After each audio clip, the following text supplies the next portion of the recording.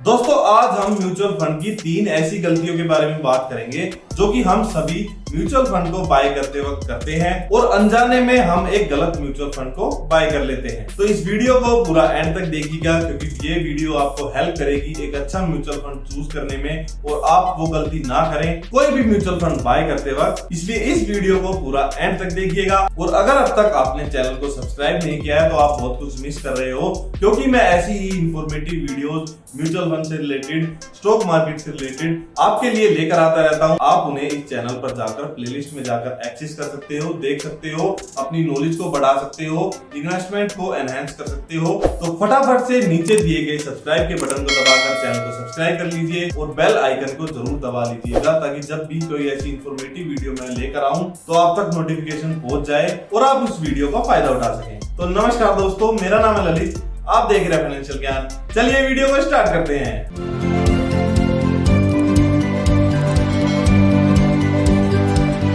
तो दोस्तों जैसा कि आप सबको पता है आजकल हम अपने फोन से ही म्यूचुअल फंड को बाय कर लेते हैं, म्यूचुअल फंड में इन्वेस्टमेंट कर देते हैं। लेकिन उसमें जो सबसे बड़ी प्रॉब्लम हमें आती है जब आप किसी भी ऐप में जाकर किसी भी ब्रोकर के थ्रू म्यूचुअल फंड को बाय करते हो तो उनके इंटरफेस में जो आपको दिखाई देता है वो मेनली 4-5 चीजें होती हैं और उनमें भी जो सबसे ज्यादा हम ध्यान देते हैं जिन चीजों पर, वो सबसे पहली होती है एनएवी, दूसरा होता है रिटर्न और तीसरा होता है उस म्यूचुअल फंड का नाम। और यही तीनों चीज बहुत ही ज्यादा मिसलीडिंग होती हैं और इन तीनों चीजों को देखकर हम अपना म्यूचुअल फंड का डिसीजन ले लेते हैं। अब इनको डीप में समझते हैं कि ये गलत कैसे होती है। सबसे पहली चीज एनएवी। मोस्टली लोग एनएवी को देखकर ही म्यूचुअल फंड को बाय करते हैं। लेट्स से कोई फंड है, फंड ए, उसकी एनएवी अगर 45 की है और एक फंड है फंड बी, उसकी एनएवी 30 की है, तो हमें लगता है कि फंड बी सस्ता मिल रहा है, 45 की जगह हमें ये म्यूचुअल फंड 30 रुपीज में मिल रहा है, तो हमें ये बाय करना चाहिए। लेकिन ऐसा नहीं होता है। इसको समझने के लिए हमें एनएवी का फॉर्मूला समझना पड़ेगा कि ये एनएवी होती क्या है।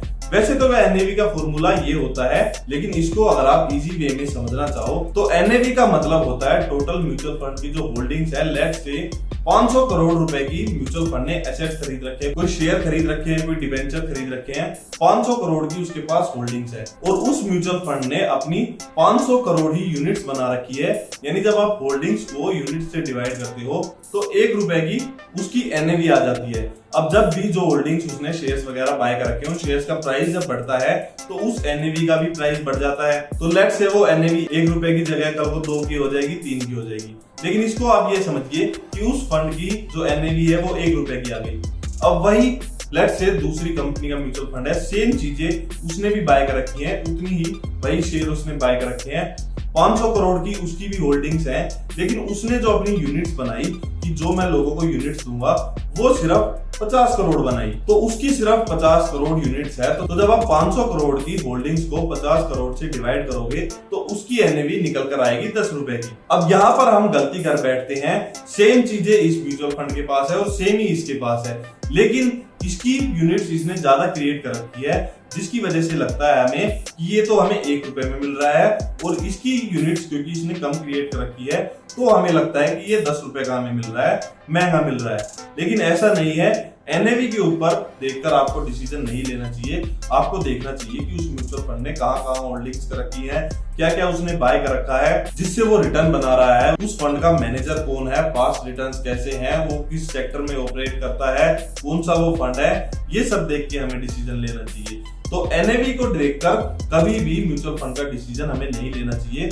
मोस्टली लोग एनएवी को देखकर ही डिसीजन लेते हैं कि ये सस्ता है और ये महंगा है। ऐसा नहीं होता है। कभी कभी यूनिट्स में फर्क आ जाने की वजह से कोई चीज आपको सस्ती महंगी लग सकती है, ये सिर्फ एक कैलकुलेशन का फर्क है। दूसरी चीज जो हम देखते हैं वो ये देखते हैं कि इस फंड ने रिटर्न कैसे दिया। कोई भी फंड जब आप खोल के देखोगे तो सबसे पहले आपको दिखेगा रिटर्न।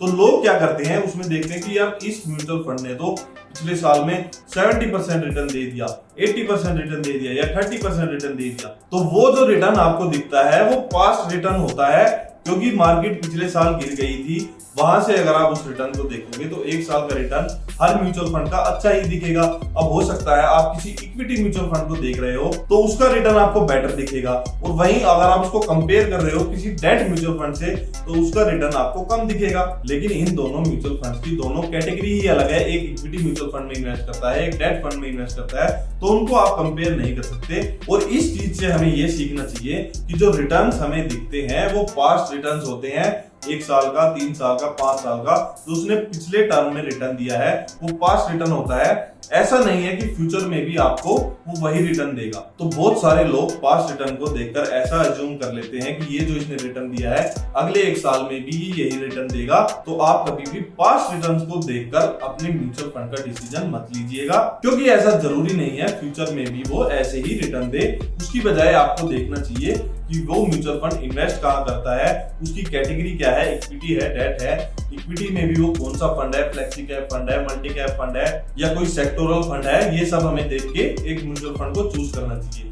तीसरी चीज जो उसमें हम देखते हैं वो उस म्यूचुअल फंड का नेम होता है। अब बहुत सारे लोगों को नेम समझ में ही नहीं आता, मोस्टली लोग बस इतना ही देखते हैं कि वो किस कंपनी का म्यूचुअल फंड है, जैसे कोई निप्पॉन का म्यूचुअल फंड है या कोई एसबीआई का म्यूचुअल फंड है। लेकिन असली चीज जो हमें देखनी है वो उसके आगे जो लिखा होता है वो होता है कि वो इक्विटी फंड है या डेट फंड है, इक्विटी में भी इंडेक्स फंड है या कोई एक्टिव म्यूचुअल फंड है या कोई फ्लेक्सी कैप फंड है। ये बहुत सारी कैटेगरीज होती हैं, लोग इसमें कंफ्यूज हो जाते हैं। अगर आपको इसमें ज्यादा कंफ्यूजन हो रही हो तो आप मेरे को मेरे नंबर पे कनेक्ट कर सकते हो व्हाट्सएप पे, वहां पे मैं आपको आपकी सिचुएशन के हिसाब से बता दूंगा कि कौन सा म्यूचुअल फंड आपके लिए बेटर रहेगा। और अगर आप खुद से समझना चाहते हो तो मैंने इसके ऊपर बहुत सारी वीडियोस बना रखी है, आप उन्हें चेक कर सकते हो कि म्यूचुअल फंड के कितने टाइप्स होते हैं, वो अलग अलग टाइप्स में किस हिसाब से इन्वेस्ट करते हैं, क्योंकि म्यूचुअल फंड के बहुत सारे टाइप्स होते हैं, एक बार में ये आपको समझ नहीं आएंगे। 25 से 30 कंपनियां हैं जो कि म्यूचुअल फंड ऑफर करती हैं, म्यूचुअल फंड बेचती हैं। उनमें उनकी सब कैटेगरीज है, कोई इक्विटी म्यूचुअल फंड, फिर डेट म्यूचुअल फंड, कोई हाइब्रिड म्यूचुअल फंड, कोई सेक्टोरल फंड, उसमें भी इक्विटी में भी अलग सब टाइप्स होती है, कोई फ्लेक्सी कैप फंड, कोई मल्टी कैप फंड। तो ये बहुत ज्यादा कंफ्यूजिंग हो जाता है। ये आपको अपनी सिचुएशन के हिसाब से, क्या आपका टाइम होराइजन है, कितने साल के लिए आपको इन्वेस्ट करना है, कितना आपको रिटर्न चाहिए, कितना आपका रिस्क आप सह सकते हो, ये सब कुछ देखकर ही एक म्यूचुअल फंड को चूज करना चाहिए, ना कि सिर्फ पास्ट रिटर्न या एनएवी देखकर किसी भी म्यूचुअल फंड में इन्वेस्ट कर देना चाहिए। तो आई होप आपको समझ आई होगी ये 3 गलतियां जो सबसे ज्यादा हम किसी भी म्यूचुअल फंड में इन्वेस्ट करने से पहले करते हैं। म्यूचुअल फंड को और ज्यादा अच्छे से समझने के लिए, पूरी जानकारी लेने के लिए आप मेरा म्यूचुअल फंड का कोर्स फॉलो कर सकते हो जो फ्री में मैंने यूट्यूब पर डाल रखा है। उनको देखकर आप समझ सकते हो कि म्यूचुअल फंड कैसे काम करता है। कोई भी डाउट हो, क्वारी हो, आप कमेंट कर सकते हो या व्हाट्सएप पे पूछ सकते हो मेरे से। और ऐसी ही इंफॉर्मेटिव वीडियोस के लिए आप हमें इंस्टाग्राम पर भी फॉलो कर सकते हो, वहां मैं डेली ऐसी ही फाइनेंस से जुड़ी जानकारी आपके साथ शेयर करता हूं। तो दोस्तों आज के लिए बस इतना ही। आई होप आगे आप म्यूचुअल फंड चूज करने में ये गलतियां नहीं करेंगे। ये जानकारी अगर आपको पसंद आई हो, आपकी कुछ हेल्प हुई हो, तो आप वीडियो को लाइक जरूर करिएगा और चैनल को सब्सक्राइब करना बिल्कुल मत भूलिएगा। मिलेंगे ऐसी ही इंफॉर्मेटिव नेक्स्ट वीडियो में, तब तक के लिए आप जुड़े रहें, बने रहें। Thank you so much.